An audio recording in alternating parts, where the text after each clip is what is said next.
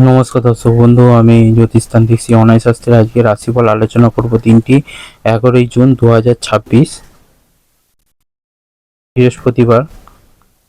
মেষ রাশিতে আরম্ভ করছি।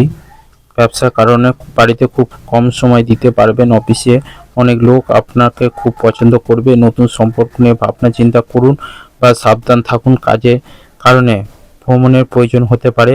দুপুরে পরে বাড়িতে নীরবতা পালন করাই উত্তম হবে। ব্যাংকের লোকের সঙ্গে কথা বলার জন্য খুব ধৈর্য ধরতে হবে। স্বামী স্ত্রীর সঙ্গে মতবিরোধ হতে পারে। খরচের জন্য সঞ্চয় খুব একটা হবে না। দাম্পত্য জীবনে খুব সুন্দর মুহূর্ত আসতে চলেছে। বন্ধু ব্যবহারে শান্তি পাবেন। আত্মবিশ্বাস ধরে রাখতে পারলে ক্রমে উন্নতি হবে। এরপর আসছে হচ্ছে বৃষ রাশি।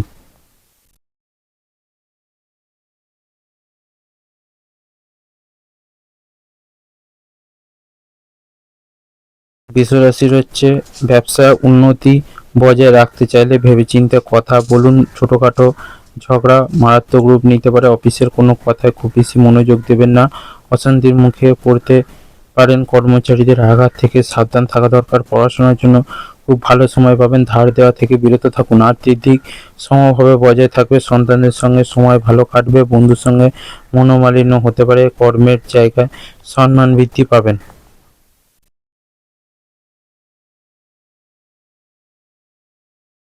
মেষ বৃষ রাশির পর এবারে আসছি হচ্ছে মিথুন রাশি। হৃদয়ের কথা শুনুন এবং আত্মসম্মান বজায় রাখার চেষ্টা করলে ভালো হবে। সবচেয়ে গুরুত্বপূর্ণ বিষয় হলো ব্যবসা অর্থের ব্যবস্থা করা। ব্যবসার সুবর্ণ নিয়ম হলো গুরুজনের কথা শোনা। বাড়িতে অনেক অতিথি আসতে পারে এবং তার জন্য খরচ বাড়তে পারে। দূরের কাজের যোগ আছে। প্রেম জীবনে বাইরের কথায় কান দেবেন না। সন্তানদের থেকে আনন্দ পাবেন। সম্পত্তি নিয়ে ভাইয়ের সঙ্গে অশান্তি হতে পারে। সংসারে মুখ বুজে থাকুন। নতুন কোনো সম্পর্ক ভালো হবে না। জীবিকায় উন্নতি দেখা যাচ্ছে। এরপর আসছে হচ্ছে কর্কট রাশি।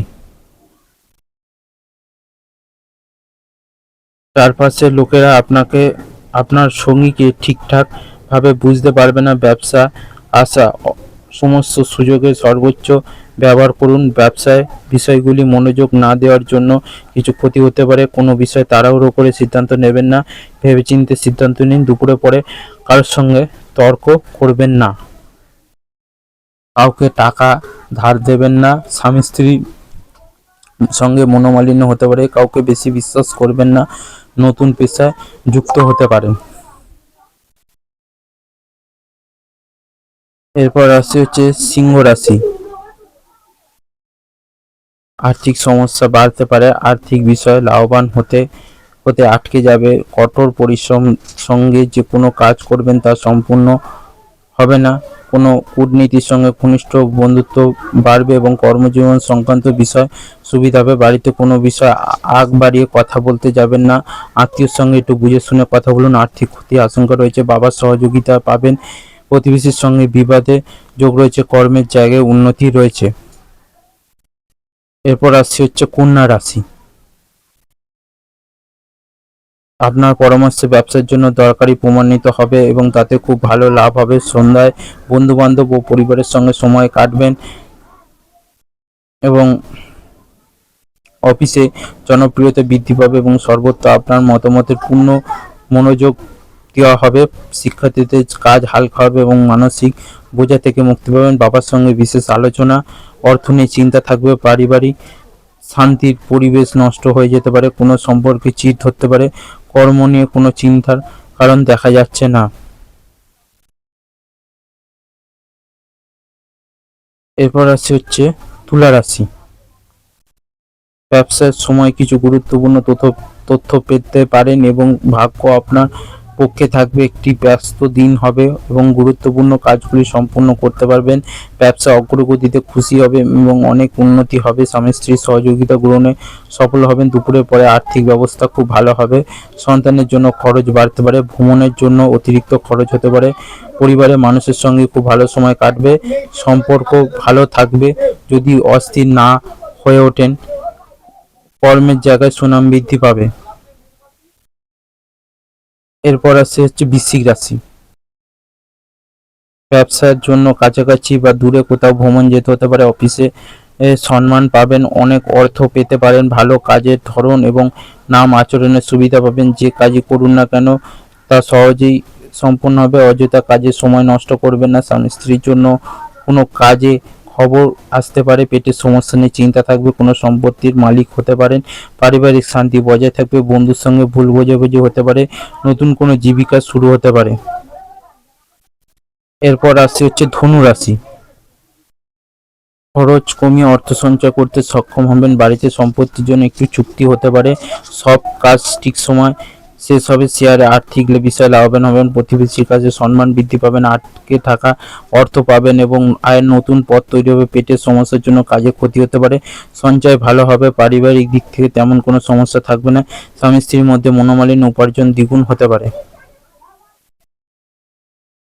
এরপর রাশি হচ্ছে মকর রাশি।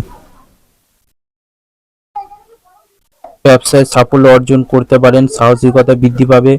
অন্যদের সাহায্য করা বন্ধ করুন। ব্যাংকের অফিসারের সঙ্গে দেখা করার সুযোগ পাবেন। গবেষকদের সাফল্যের যোগ। নতুন সন্তানদের জন্য কোনো জায়গা থেকে ভালো কোনো খবর আসতে পারে। ভালো সময়ের কারণে খারাপ কাজগুলি সংশোধন হতে পারে। স্বামী স্ত্রীর সঙ্গে কিছু আলোচনা হতে পারে। জমানো অর্থ খরচ হতে পারে। পারিবারিক বিষয় বিষাদ ভাব থাকবে।